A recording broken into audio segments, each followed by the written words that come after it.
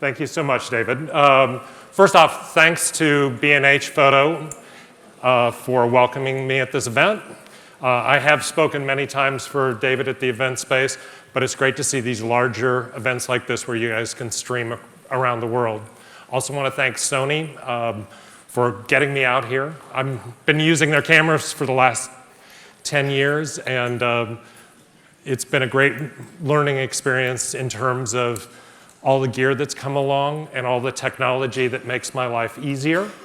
Today, I'm really going to talk about the other side of things. Along with the technology, what I love about great technology is when it lets you concentrate less on technique and more on interaction with your subject.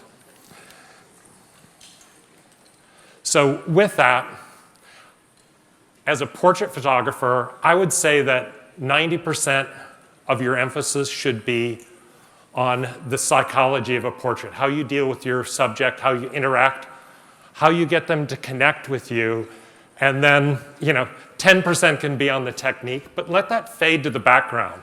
Really know your gear going into the shoot where you're not thinking about, oh gee, I've got to press this or do that, so that you're like 100% present with your subject. I've talked about psychology before in a lot of the talks that I've done, but I think sometimes it gets lost in amongst the concept or lighting or the other aspects. So I really want to focus on why the psychology aspect is important in photography. And an example of that is I started off as a newspaper photographer. For the first 10 years I was in the business, I shot for newspapers around the country, and I was working for the Orange County Register, and in addition to shooting things like the Lakers and Dodgers and Olympics, I would also do celebrity portraits. But usually celebrity portraits as a newspaper photographer means photographing people when they're on a press junket. So one of the gigs that I was sent up to Beverly Hills to photograph director John Huston when Prizzi's Honor came out. And he wanted to do the interview first. Usually they're half-hour time slots. If the writer's really nice to you, they carve out 5 minutes at the end. If they're kind of a jerk, you got 1 or 2 minutes to get your shot. So while Mr. Huston was doing the interview, I set up like a makeshift studio in his hotel room. And when he walked out from the reporter and looked at this, he was kind of aghast and was like, I thought this was just a picture for the newspaper. And I said, well, you have to understand, Mr. Huston, there's small pictures and there's large pictures. This is a John Huston picture, so we know that's the biggest of the big. And he kind of smiled at me and was like, okay, you got me, kid, I'll do this. But right then and there, I realized that the expectation, as long as I was a newspaper photographer, was that I was going to come in and shoot available light and knock off a few frames and be out of there. So I knew that if I wanted the time with the subjects, and even today, a lot of times it's like 15 minutes, but they're completely present, I needed to move into magazine photography. And even with that, there are things that you have to overcome just in perceptions of your subjects. One of the first magazines I started shooting for when I would freelance on the side, I would shoot, I'd work my 5 days a week at the newspaper, usually a lot of overtime, and then that would give me freedom to do magazine shoots on the side. So New York Magazine was one of my first gigs. They assigned me to shoot artist Julian Schnabel. And 15 minutes after I get the call, like, yeah, I'd love to do that, that sounds great. They kind of call back sheepishly and go, don't panic, but Julian wants Bruce Weber to do the shoot. I was like, oh, what do you mean, don't panic? And he said, well, Bruce Weber will never shoot for what we pay. I was like, oh, great. I guess I'm the cheap photographer, but everything's fine. And they called back 5 days later before the shoot, and it was like, everything's fine, you're all set to go. I got there and kind of figuring like, Julian might be sort of like disappointed he didn't get Bruce Weber. He could not have been nicer. He was absolutely great. Everything I asked, he was like, oh yeah, we'll do the shot. And about halfway through the shoot, he said, so the magazine said you just photographed Schwarzenegger for them. What was he like? And I was like, Schwarzenegger? I did do a shoot about a month earlier where I photographed the founder of Planet Hollywood next to a Terminator replica. And it's like, you know, I'm not going to say that. So I realized that was their big lie. So I just said, he was fantastic, never complained once. So right there, I kind of set the bar, and it's like, you know, at that point, he just kept trying to outdo Schwarzenegger by doing everything we wanted.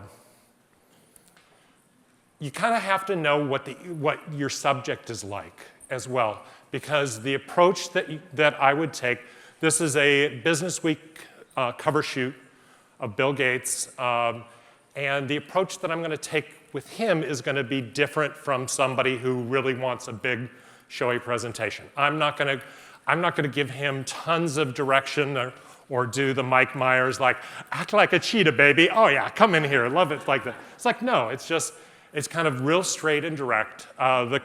The cover line on this was something along the lines of Bill Gates, master of the digital universe. So they wanted a star background that we found and had flown into Atlanta, and we had a room set up by an electronics show. And you know, one of the things that you have to understand is like the world's richest man at the time doesn't just show up and ask you if you're ready.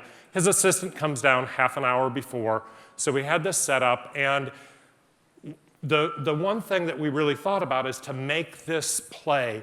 It's like this was a time when he wore a button-down shirt and sweater vest, and every single shoot, every time you saw him, and it was kind of like, you know, my wife is a stylist, and she's just thinking, it's not going to look like Master of the Digital Universe. It's going to look like Dorks in Space if we do that. So she comes up with the idea of like, you know, he'll look so much better if we just put him in a simple black turtleneck. We're not going to do big wardrobe, just real simple shot like that. His assistant comes in, we show her the test shots, we explain the idea with the black turtleneck, and she goes, I don't know, that doesn't really seem like something a tech guy would do, but I'll ask him. So she takes the turtleneck, half an hour later, he shows up right on time wearing it. Could not have been better for the shoot. You know, it's pretty much my direction with him was just, Mr. Gates, can I get you to look this way? Cross your arms, look off there, and very straightforward, did everything we wanted, and it was great. And like a lot of times people ask, it's like when you create a look for someone in your shots, do they ever, you know, adopt that on their own? And no, Bill Gates never did this, but about a year later, his chief rival, Steve Jobs, dropped his own sweater vest and bow tie in favor of this look, which I like to say is a great example that Microsoft or Apple finally stole something back from Microsoft. They stole the mojo that Bill Gates could have had. On the other hand, so there's a great quote about photography that photography is not created, portraits are not created in the camera, but on either side of it. Our perception today of President Trump is vastly different from, I was fortunate enough to photograph him back in the 90s, even pre-reality star Trump, when pretty much it's like anyone who called up, he was willing to do a shoot, and I was lucky enough that he was completely cooperative for anything you wanted to do. This was also for New York Magazine. We had the opportunity, they also wanted photographs of Mar-a-Lago, his home in Palm Beach. So we went in the day before to do those photos, which also gave us a chance to scout our location. And when we saw this swan fountain, you know, I mean, what's more natural than putting angel wings on the Donald, right? It was the idea like, okay, so we'll kind of work that into the shot and put a little irony in this thing. And my wife, like right on the spot, she's like the ballsiest person I've ever met. She calls up the store where she's got all the wardrobe pulled and says, put everything back, because we're going to pick it up that night, and give me every white suit you've got in 44 long. So the next day we show up with nothing but like 8 white suits. His people absolutely freaked out. as like minions often are. It's like that's always the biggest the battle we have is not with the subjects, but with the assistants and publicists and managers. But, you know, the Donald, being the Donald, walked in, saw these 8 white suits and said, oh, white suits. You know, I've always wanted to be photographed in a white suit. I think I'll look really good in a white suit, don't you? So it's like people ask, or like people with egos, difficult to photograph? It's like, no. They're the easiest people you can photograph because a photo shoot is nothing but a celebration of their favorite thing in the entire world. Themselves, right? Yeah. So we also wanted him barefoot, and he's like, well, which shoes should I wear? Because he had his own shoes, and he was kind of looking around for shoes from us. It was like, I think you'd look amazing barefoot. He said, yes, I would. So, you know your audience, know how to push their buttons. In his case, it's very straightforward and easy. So this picture, like initially, really didn't do anything in syndication until The Billionaire came out, and then fortunately he started turning down photo shoots, and this photo appeared all over the place. However, this is actually no longer the famous image from the shoot.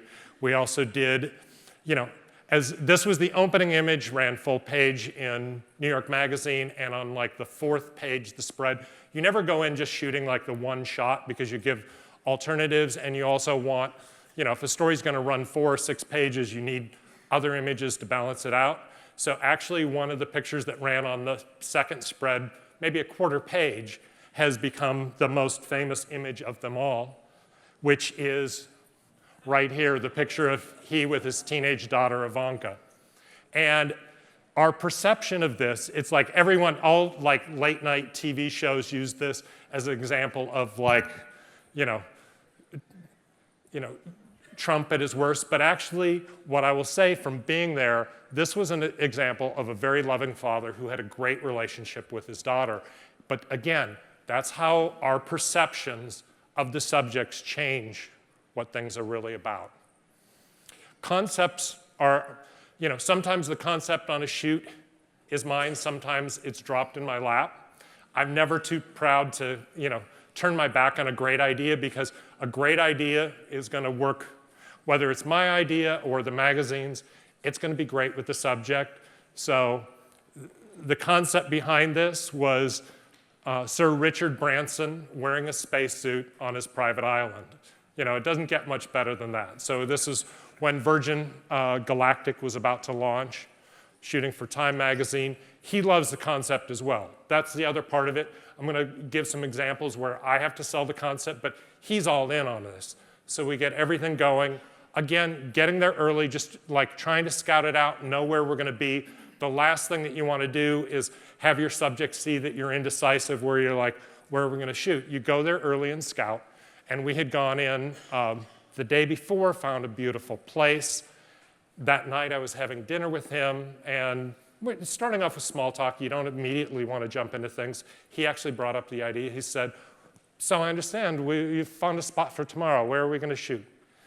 And I said, there's actually a spot on the Windsurfer Beach that would look amazing when the sun first comes up, because we'll get the water of the Caribbean, and we can have Necker in the background and beautiful light. I said, oh, when the sun comes up, that's 5:30 in the morning. And I just think, oh, you idiot. You've just asked a billionaire to like get up at 5:30 in the morning to do a photo shoot. So I'm all ready to kind of walk it back and say, we can make it look like it's early morning. When do you want to shoot? But before I can say anything else, he said, so I think the 2 of us should be on the boat at 5. Yeah, that's when the photo gods are smiling your way, when you've got a billionaire willing to put on a spacesuit while he's putting you up on his private island. And by the way, this was Christmas Eve morning. Yeah, yeah. That doesn't, photographically, it's like dream scenarios don't get much better than this. And what I'm going to show you as we're going through is a lot of the, kind of the hero image that got used. But again, so you get the idea, you don't go in and just do that one shot and go, we've got it. I've got him on Necker Island, probably the only time he's ever going to wear a spacesuit. while he's there. So it's like, you know, I started off as sort of the half bodies, but then I want to go looser, make sure that I give editors some space. I'm also thinking in terms of type, if it happens to make a cover, how's it going to work, and then come in really tight. So kind of working through. Don't just shoot from one perspective. And then, you know, once we'd kind of worked through all those things, I kind of had this idea. It's like, you know, I'm here. I might as well get something other than a spacesuit. So I just said, would you mind putting on your street clothes again? And he was really happy to get rid of the spacesuit because even though it was December, it's kind of cooking out there. So I put on his jeans. Time ended up using this image as well in a later issue. So it's you make the most of it. And then kind of our backup location, you know, my second choice, fortunately, was right where the boat took off. So when we take the boat back, they have these rock walls that sort of look like as if it's on Mars. So you come up with, you know, just as much variety as you possibly can for your clients, whoever you're shooting for, whether it's an editorial client, advertising, you know, or you're doing portraits. You want to move in and out. You want variety. And most of all, if you ever have a chance, staying on a billionaire's private island to get them to photobomb you for your Christmas card that year, you don't pass it up.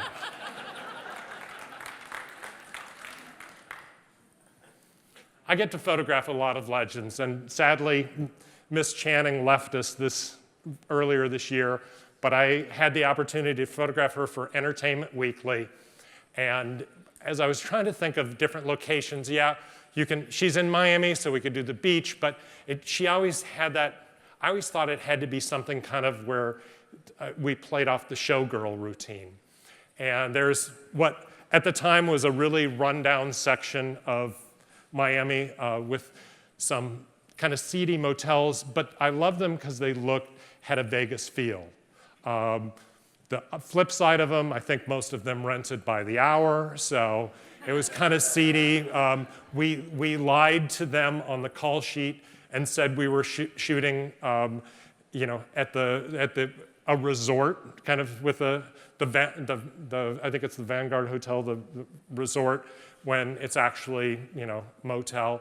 But when she pulled up, we had a huge setup. You know, we had a generator, we had some big banks of light. So when she came out there, even though she was kind of like, not sure why we're shooting in this neighborhood, we actually saw her in the back of the limo, kind of looking at us, looking at the neighborhood, and then she threw her hands up like, what the heck, I'll do it. And then when she came out, she could not have been better. It was sort of, I didn't really have to direct her.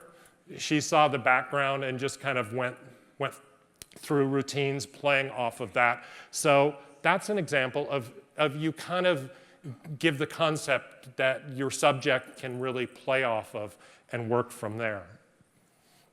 Also I love photographing like legends that I grew up with, so I had a chance to photograph the Bee Gees when they made a comeback, and I had this idea of like, you know, all three of them lived on Miami Beach fairly close to me, and I kind of had the thought, it's like, is there a room that has every gold record they have? Because it's got to be just like, you know, 100 gold records. And their manager laughed, and it's like, no, it's like, you know, there's some at each of the houses, they're not all together, they don't really have a room. But he said, you know what? The guys have a great sense of humor.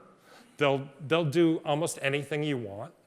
So I just decided we're going to create the room that I thought they should have. So we went to a studio and we built this sort of confined space, and after we painted everything gold, we lined it with records that we'd spray painted gold.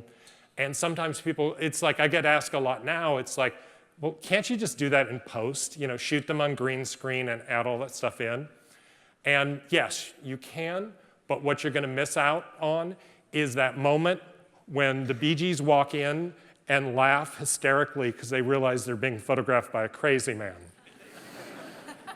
So that's an aspect of it as well, is like, you know, if you make something that your subjects can actually have fun with, it gives them something to play off of.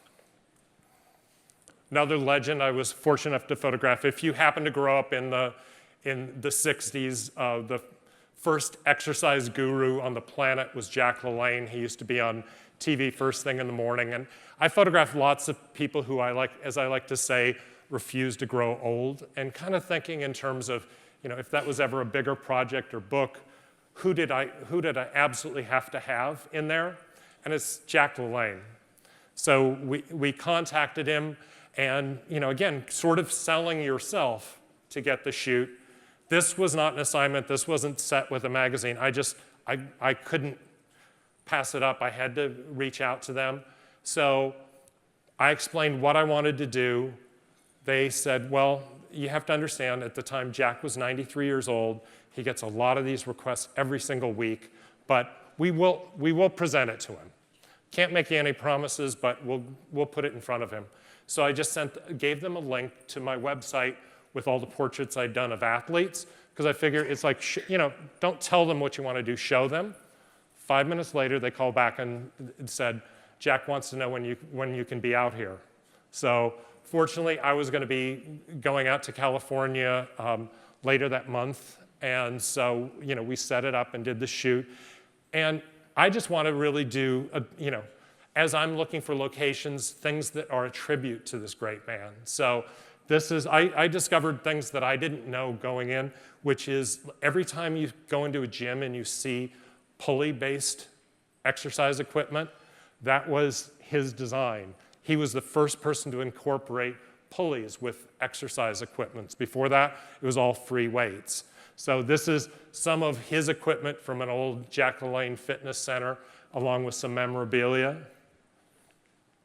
And then the picture I really wanted to do was the two of them, at sunrise, Jack and his wife, Elaine, out at sunset with the sun going down behind. They lived in Morro Bay, California, and I wanted those rocks as a background.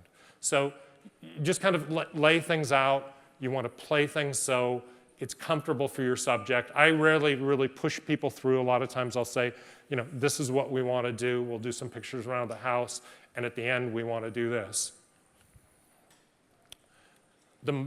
I was talking about the very beginning, how important it is to make a connection with your subjects. If you really want to get something out of them, it's all about that connection in terms of, how you can elicit great responses from your subject. An example of that, I was doing a book project a couple years ago with the Creative Coalition and Sony called Art and Soul, where we photographed, we actually photographed over 200 actors and musicians and celebrities to support the arts. And Dule Hill was one of the people that I photographed for this. And the first shots I'm doing of Dule, they're perfectly fine. They look like him, right? It's like they look like a headshot, but it doesn't really tell you anything about him.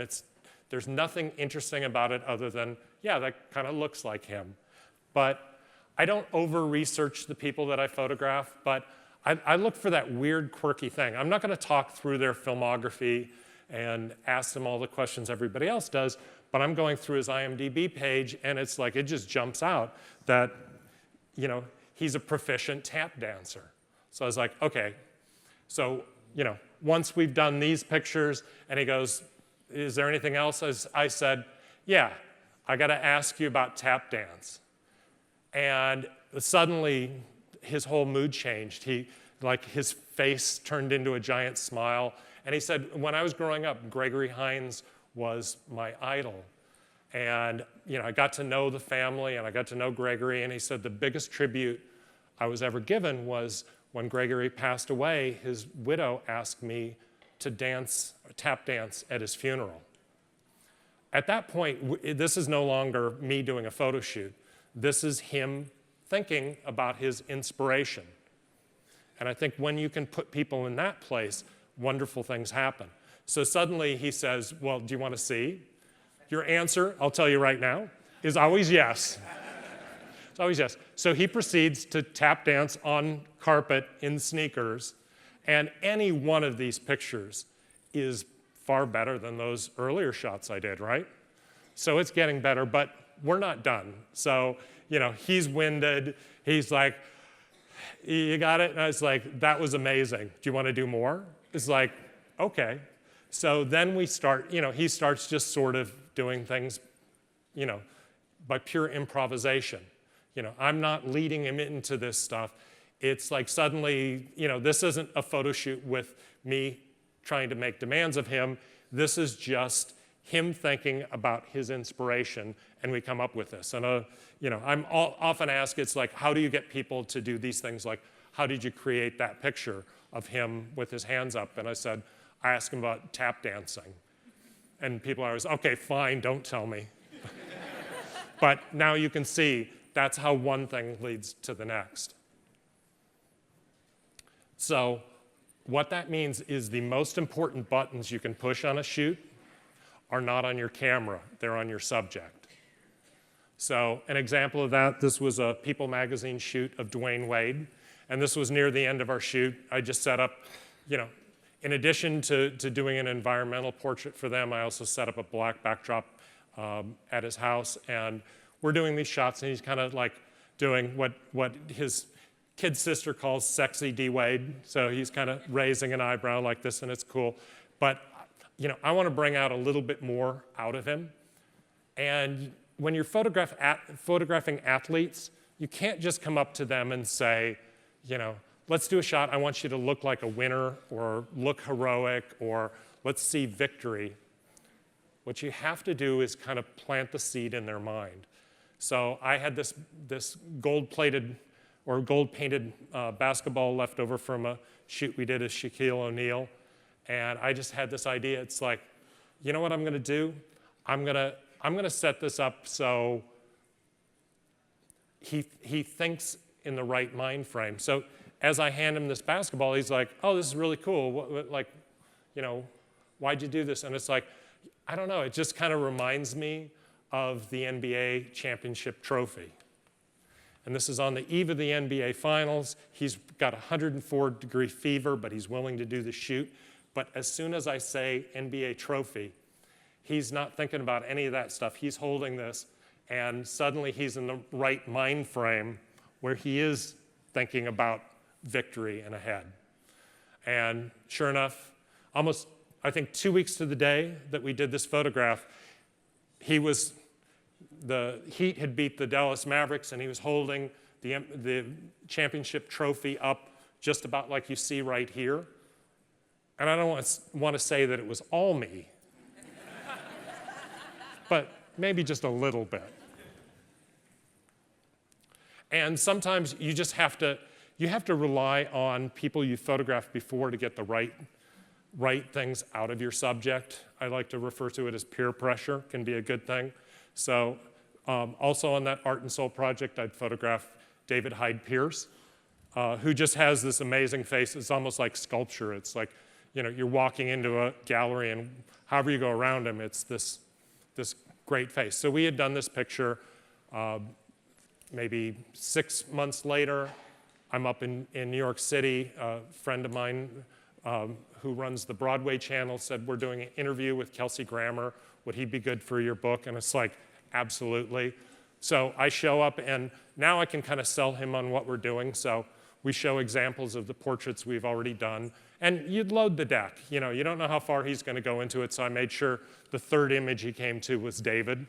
So, oh, yes, David Hyde Pierce. Yeah, okay, I'll do it.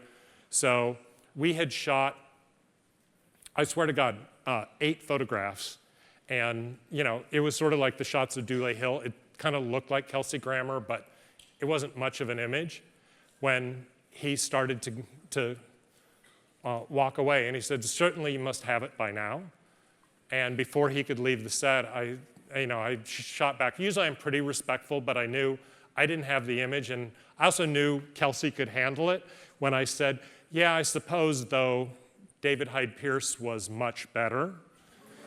There's frame number 9 of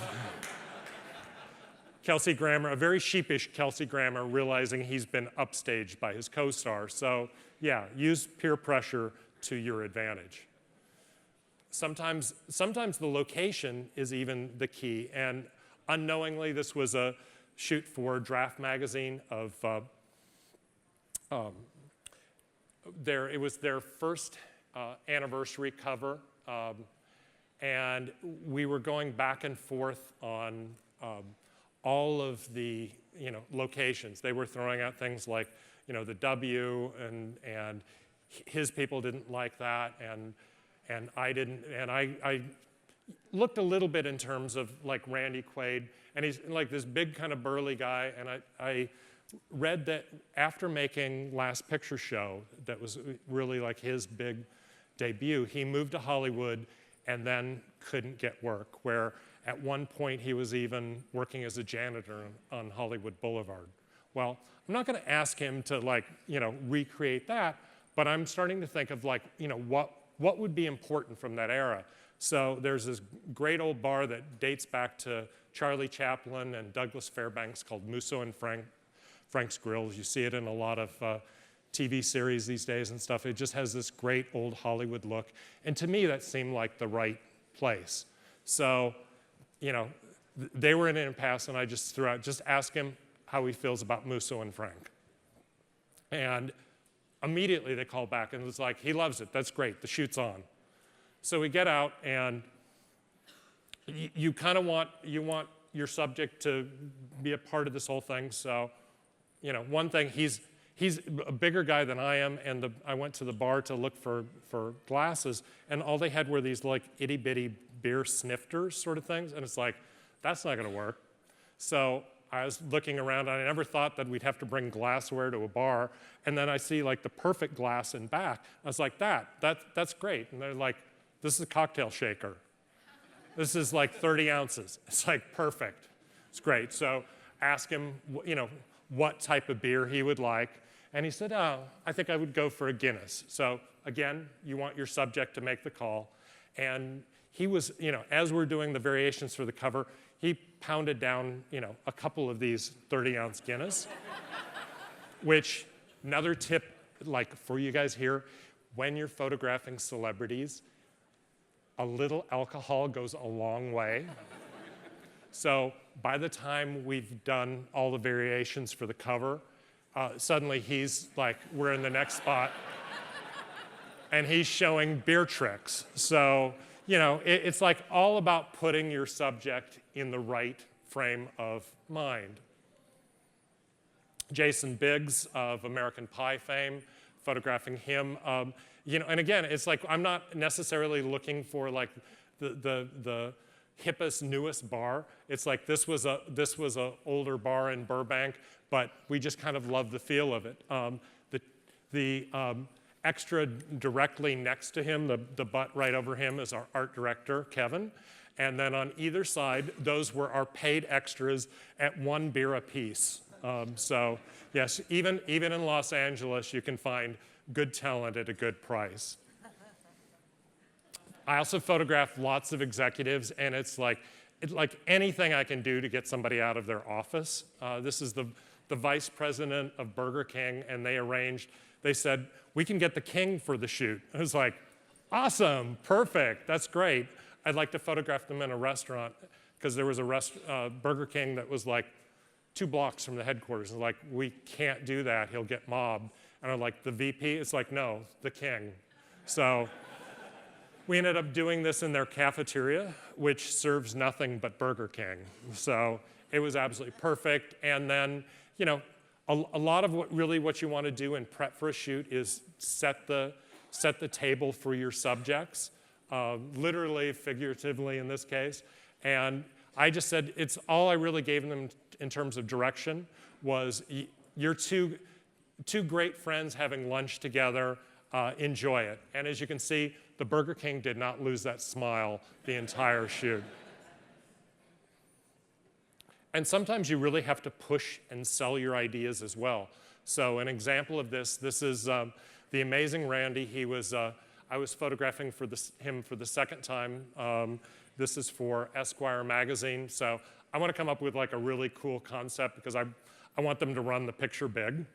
So I got this idea. It's like, he was a psychic debunker who sort of demystified all the faith healers and, gave away all their tricks and, won a MacArthur Genius Grant for it. So I said, he liked the earlier shot that we did, which always helps. And I said, this time I'm going to make you disappear. And he looked me straight in the eye and he said, that's got to be the stupidest idea I've ever heard of. You obviously don't understand what I do. I hate hokey tricks like that. And I said, you know what? Hear me out. I'm telling you what I want to do. Let me show you. And he's like, okay. So this was back in the film days. So in camera, what I'm doing is I did first exposure right here with strobe hitting his face. And I said, now I'd like you to get up without moving the chair. He got up out of the chair, and then I have 2 spotlights lighting the background behind him, which is sort of like the areas that were in shadow suddenly show through, and the lights on the candle light up. And then we end up with, I pull the Polaroid and show him this, and he stares down at it and stares back at me and down again, and he's like, you know, you're not half as stupid as I thought. I love it. So you sometimes have to let people in on your tricks. You know, in a way, I sort of debunked my own trick from him. And I'll guarantee you if I said, well, I'm going to do 2 exposures. I'm going to combine them in Photoshop as layers, and then I'm going to use the screen mode to, it's like, it's not happening. But, you know, we did it in camera, and he was part of the process. So when you're having trouble selling your ideas, you know, include your subjects and make them a part of what you're doing. Photographed lots of athletes as well. And, you know, one of the keys to that is just, you know, figuring out what makes them tick. I never photographed athletes as much fun or as interested in everything in the world as Venus and Serena Williams. They're 13 and 14 years old right now in this shot. And you know, they were asking me, it's like, oh, why do you have that really big light? Is that to make us look, is that to be really soft on us and stuff? And they were really curious about the whole process. And we've photographed them since many times as well. So it's like, you know, whatever it is that really brings out the personality. Don King, another dream subject, who showed up with a great arsenal of props. He, of course, had his bling, his cigar, an American flag, his comb to back comb the hair to get it up, and a prop that I have to say is one of the coolest of all time, which was world welterweight champion Carlos Mayorga. You know, not everybody can pull out a world welterweight champion for a shoot, but I think Don King has them stuck in his couch cushions at home. He can produce them at a moment. So we did this picture as an opener, and then I a lot of times try to distill an essence into like what is the simplest way to tell the story. And it's like, we know with Don, it's just one thing, right? The hair. So we did this picture. I have this backlit. He's in the ring. This is not a black background. It's just like, you know, the wall is so far behind him. And he knows exactly what I'm doing. So it's like, I know what you want, Brian. I know what you want. So he's back combing his hair even more to get it stand straight up like this. And as he was doing this, all he kept saying is like, Brian, you got to get me on the cover. You got to get me on the cover, Brian. And sure enough, Don got his wish. And sometimes covers come about and that are not really planned. And one example of this was a Sports Illustrated shoot for Christy Martin, where they gave me a whole laundry list of they wanted, you know, like 20 shots to be accomplished. And we got through the shots, you know, she's kind of tired, my crew is tired, and I'm realizing, okay, so I've checked everything off the list, but you know what? There was nothing on the list that just said, make a really cool shot of Christy. So I was like, you know, before we end up, can we do one last shot? So I did four sheets of 4x5, just of her sort of squaring off like she would at the start of a fight. And of course, what you want to do is stack the deck. You know, psychology is not just with your subjects, it's with your editors. So I, of course, put those images at the very top of my submission, so the editor sees those first. I got a call about a week later.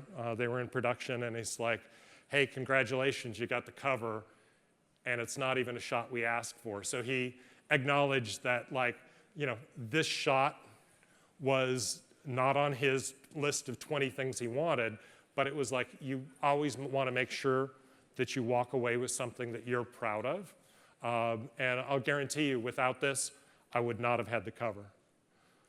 Jeff Gordon I've photographed him probably 6 or 8 times before this photo shoot, and it was always like 15 minutes in a cloud of dust. I would have to do a cover, an opener, and like a third image to be used inside, and it was always a rush. In this instance, I was photographing him for a fashion story for Ocean Drive, and I didn't know how that would go over, because sometimes athletes go, fashion I'm not really into, but he was dating a model at the time. So, you know, I was told we had him from 10 to 2, which generally means sometimes between 10 o'clock and 2 o'clock they show up for as long as they feel like it, and they're gone. We actually shot till about 1:30 and, you know, used up all the clothes, and, you know, that was it, because he was having a great time because it was fashion. And the one thing that I'm doing on this is I'm about half a foot taller than he is. So if I'm shooting at eye level, kind of looking down on him, it's like sort of, you know, truncating him, making him look smaller. If you think of, you know, all of the great images of, you know, when you go into a museum, whenever you see the gods, they're always up on a pedestal. So a lot of times shooting below the eye line of the subject of an athlete. Now I'm not shooting up his nose. I'm back a ways, but I'm just shooting from a knee. So he's kind of towering over me. And when he sees the images, he doesn't go, oh, that's amazing, you shot low, so I look really tall. He just goes, that's cool. You know, so just that idea in terms of like how to get your subject engaged. This was a shoot for ESPN, the magazine. And I didn't want to shoot it on campus.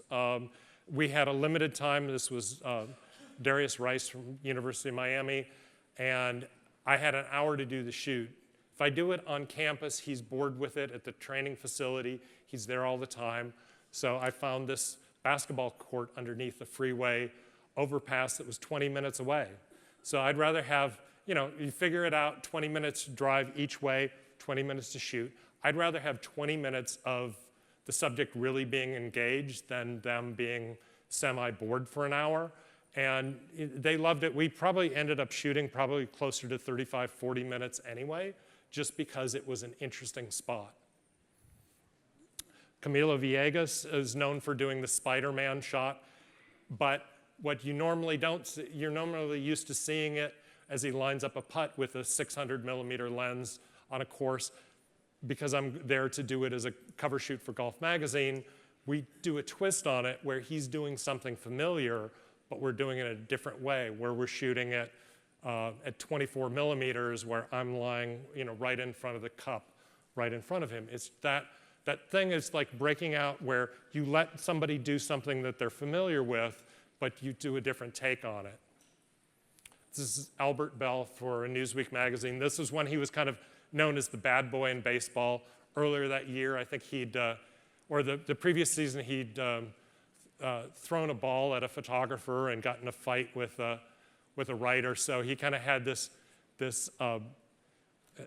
bad reputation going in, and the magazine and I both want the shoot to go successfully. So I called up his agent, Arn Tellem, one of the biggest sports agents in the business, and I said, you know, do you have any advice for me in terms of what will make this shoot go well? And he said, you know what?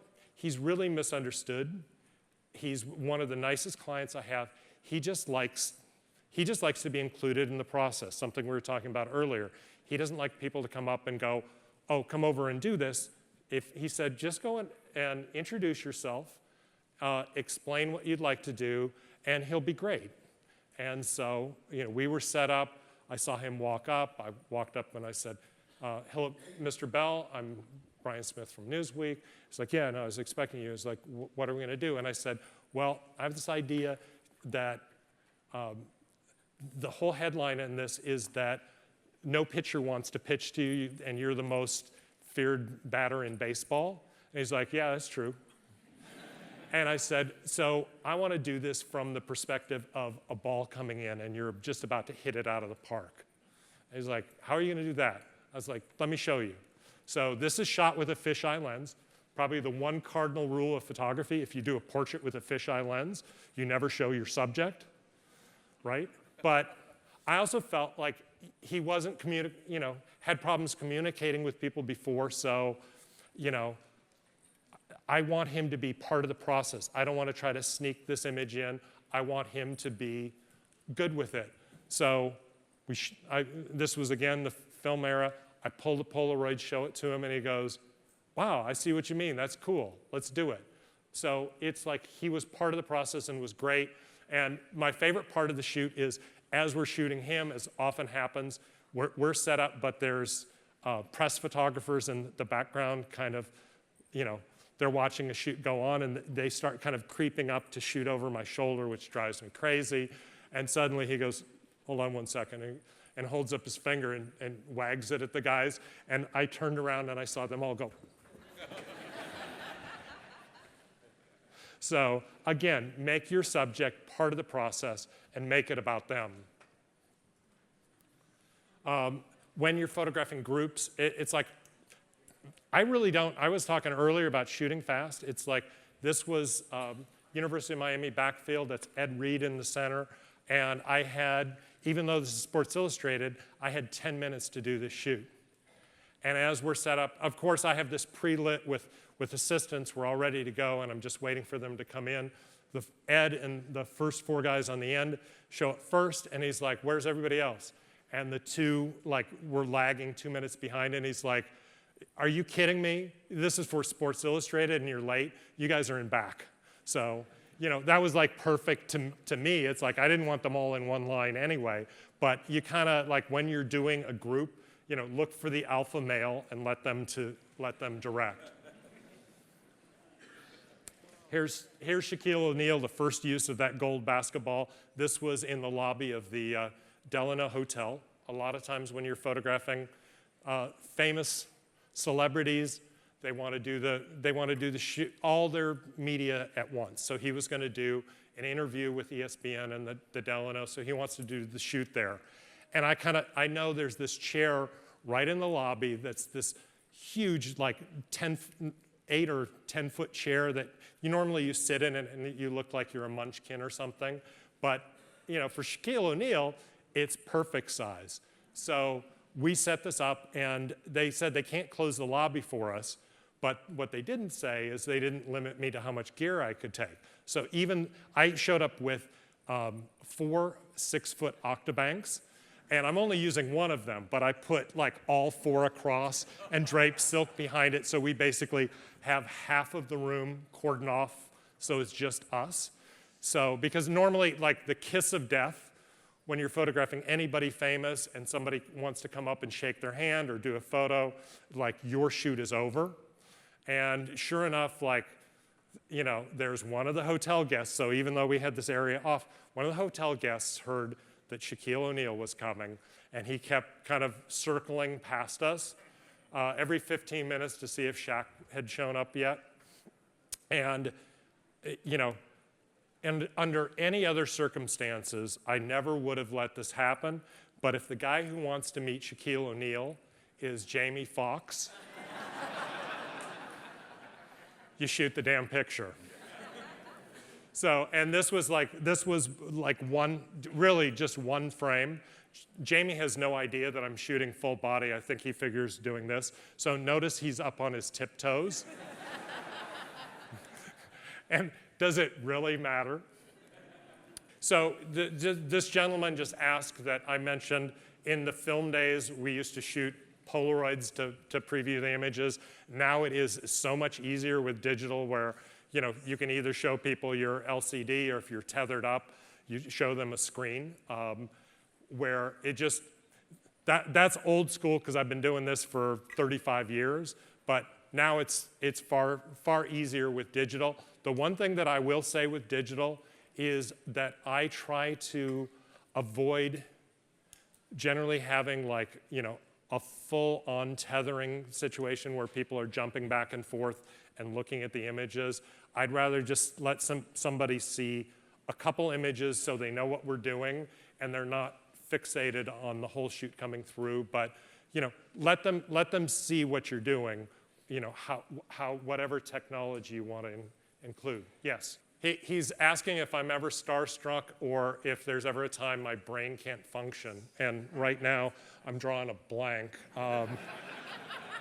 Sorry, that was too easy. No, the one key, like there are a lot of times that I just can't believe how lucky I am to photograph a certain person. And I go in, but I try not to let it show because it's like, you can be completely geeked out over this, but you know, the second that you sort of, you know, fawn over the person or gush too much, it usually goes south. And you know, sometimes those things that you're like really in awe of, they turn out to be the biggest disappointments. So I have a saying that I like to use, which is when you're photographing regular people, treat them like stars. And when you're photographing stars, treat them like they're regular people. And it goes a long ways. It's like you know, the second it's like you refer to, you know, Shaq or Jamie as opposed to with too much reverence. It's like you just want to, they're around people basically who, you know, kiss their hind ends all the time. So sometimes just being a little irreverent goes a long way. And you know, in terms of the ideas going in, I used to always be focused on having the ultimate concept that we would go with. And I still try to do that on a lot of shoots if it's a one-on-one shoot, come in with a concept. But I also feel it's like really important to feel the moment. And sometimes if that concept, it's like if they're not into it or it's not working, it's one of those things that the idea was better than reality. You have to be willing to turn on a dime and just create something from that moment. So I have a client who has an idea on what a portrait is. So did you ever deal with that type of client where it seems like, you know, a portrait should look like this and not really let you be creative? Did I mention I photograph celebrities? Yes, they all have an idea. Their publicist has an idea. Their manager has an idea. Their personal assistant has an idea. Everybody has an idea. So sometimes I'll say, you know, we're going to do something a little different. And that's the case where, you know, sort of, you know, we do a few images and they see what we're talking about, where it's, again, sort of the show but don't tell. What I will definitely say, though, with a lot of people who get photographed all the time, celebrities or even CEOs, they get photographed so much that sometimes if you can make it different, it's suddenly refreshing for them. Different is not a bad thing. It's like, you know, in a way, it's like, oh, another photo shoot. I guess I'm going to stand here and smile. And it's suddenly you give them a background or some sort of concept to work with. A lot of times, that's actually not a negative, but it's a positive where they're like, oh, thank God, I don't have to do that again. So try to spin it in that direction. Yes? Okay, this is psychology. So how do you deal with subjects that are not photogenic and they know it? It's one thing that I say it's with a lot of people because I photograph tons of regular people who it may be their first and only time that they're in a national magazine. So you just try to put them at ease and just say, you know, this is actually going to be really simple.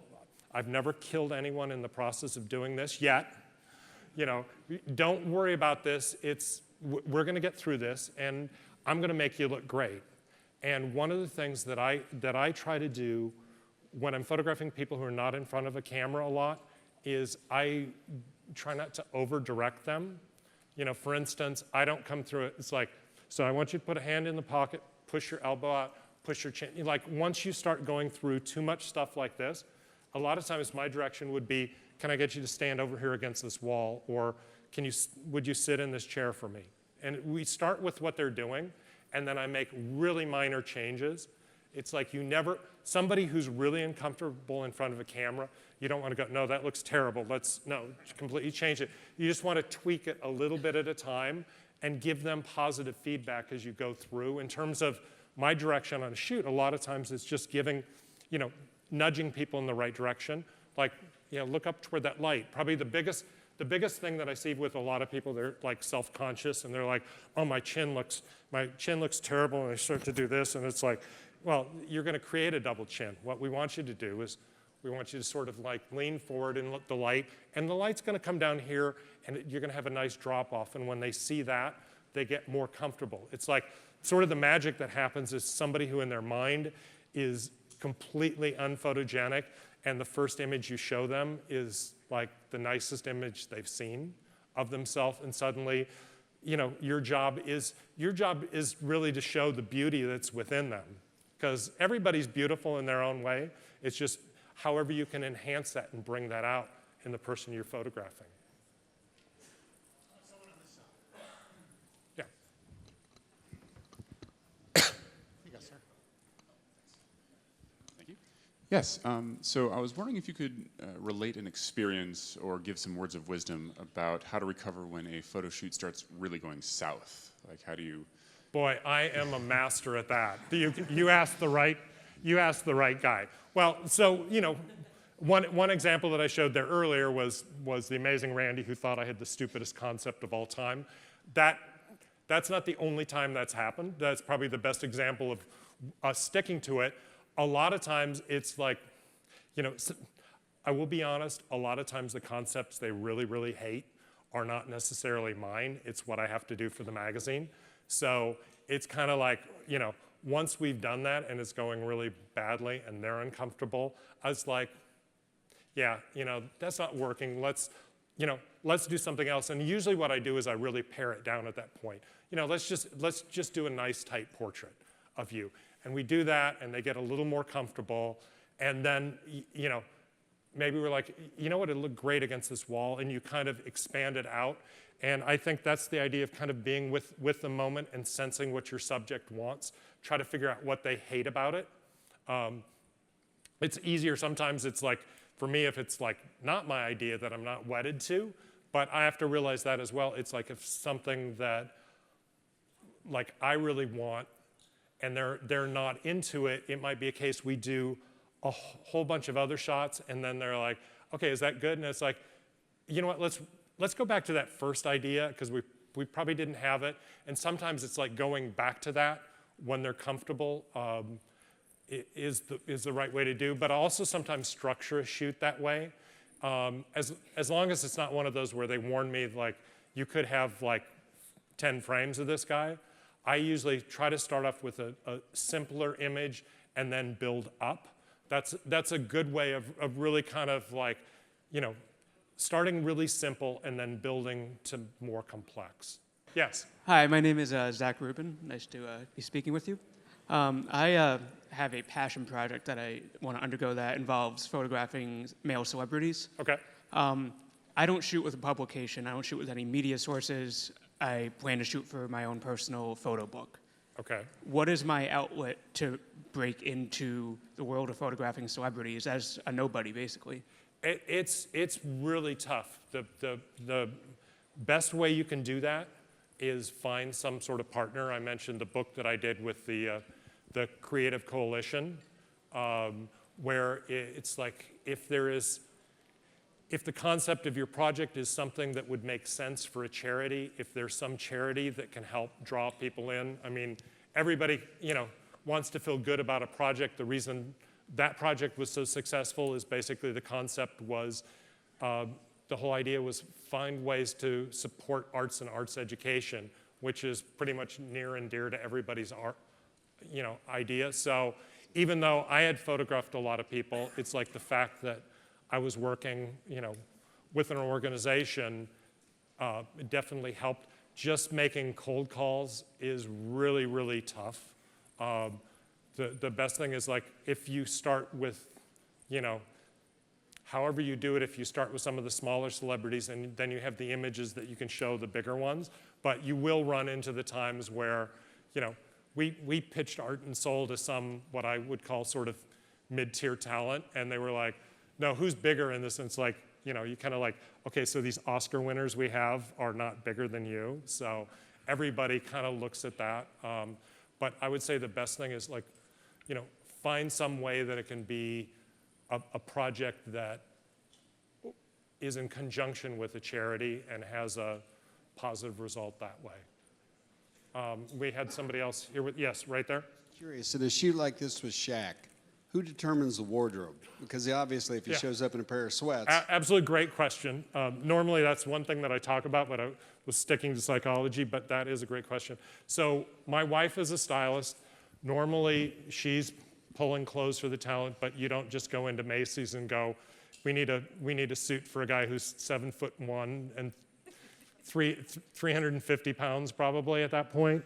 But, you know, NBA players or any pro athletes tend to be clothes horses, and he's no exception. So what we did do is we spoke with this personal assistant and said, you know, for the shoot, we want all the suits that he has in like white, cream, or beige or gold colors. So sort of like that. We knew where the location was, so kind of we gave the color palette. His assistant showed up with like 7 suits that I think each of them weighed about 50 pounds apiece because it's a lot of material. So yeah, with somebody of that stature, really what you're gonna have to do is, you know, if you need something special, you gotta go through their tailor, but it's like a lot of them have a huge wardrobe and it's sort of directing what you want out of them. We're good? You didn't mention your that amazing stylist that you work with. Oh, yes. So my amazing stylist is my wife, Fazia, who I mentioned earlier on the Donald Trump shoot. So, you know, the key to any good photographer is surrounding yourself with people far brighter than yourself. So in that case, that's my wife. Right. So thank you, David. That was amazing. And thank you. Woo!